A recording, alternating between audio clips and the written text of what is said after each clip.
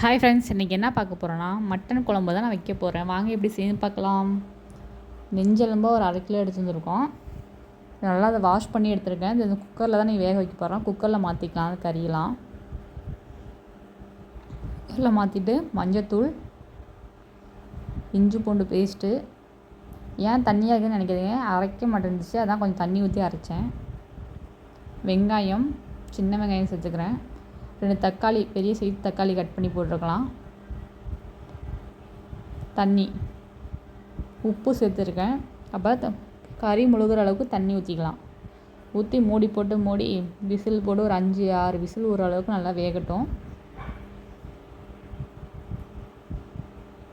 மூடி போட்டு விசில் வர வரைக்கும் நல்லா வெயிட் பண்ணலாம். கறி வேகிறதுக்குள்ளே நம்ம தேங்காய் அரைச்சி எடுத்து வந்துக்கலாம். ஒரு மூடி தேங்காய்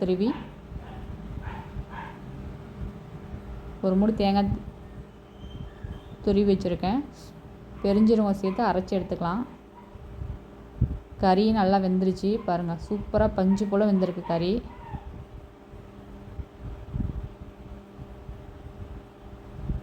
இப்போ வேறு குண்டெல்லாம் மாற்றி நம்ம மசாலா சேர்த்துக்கலாம்.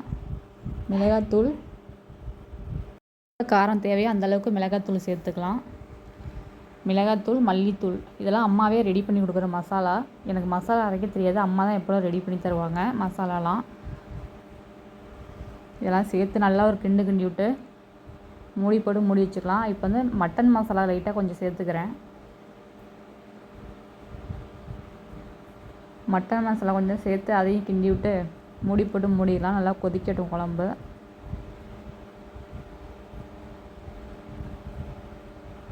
மூடி போட்டு மூடி வச்சுட்டு திறந்து பார்க்கலாம். நல்லா சூப்பரான கொதிச்சிட்ருக்கு குழம்பு. இப்போ தான் தேங்காய் அரைச்சிருக்கலாம், அதையும் சேர்த்துக்கலாம். நம்ம கொஞ்சம் தண்ணி தேவைப்பட்டால் கொஞ்சம் தண்ணி ஊற்றிக்கலாம். நல்லா கிண்டி விட்டு மூடி போட்டு மூடிடலாம். குழம்ப நல்லா கொதிக்கட்டும். இந்த பச்சை வாசனை நல்லா போகட்டும். நல்லா குழம்பு கொதிக்கட்டும்.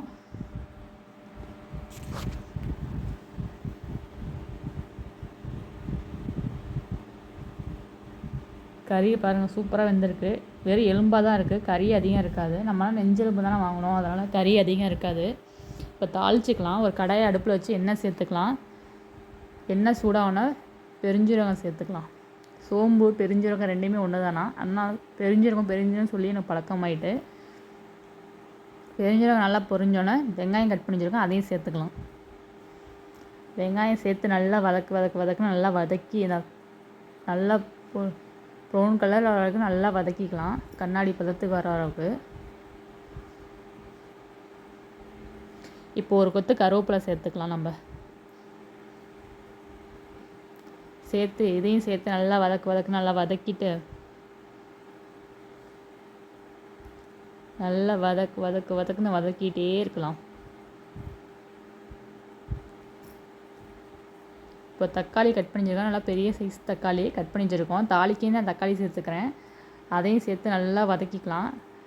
நல்லா வதங்கி இந்த எண்ணெய் பிரிஞ்சுற அளவுக்கு நல்லா வதக்கிக்கலாம் தக்காளியை.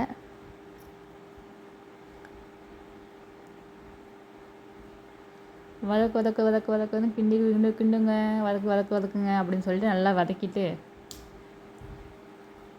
சூப்பராக வதங்கிடுச்சு. இப்போ வந்து குழம்புல நம்ம சேர்த்துக்க வேண்டியதான்.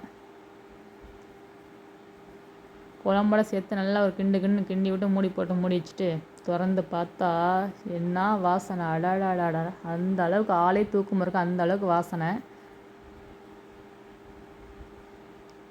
சூப்பரான ஆட்டுக்கறி குழம்பு ரெடி ஆயிடுச்சு.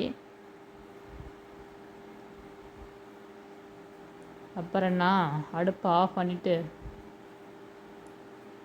மேலாப்பில் மல்லித்தலையை தூவி இறக்கி வச்சிட வேண்டியதான்.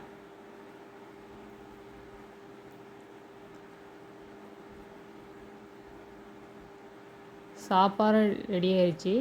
இப்போ நம்ம எங்கே போகிறோம், சாப்பிட போகிறோம். வாங்க சாப்பிட்லாம். சூப்பரான ஆட்டுக்கறி குழம்பு ரெடி. சூப்பரான வாசனை, ஆளை தூக்குது.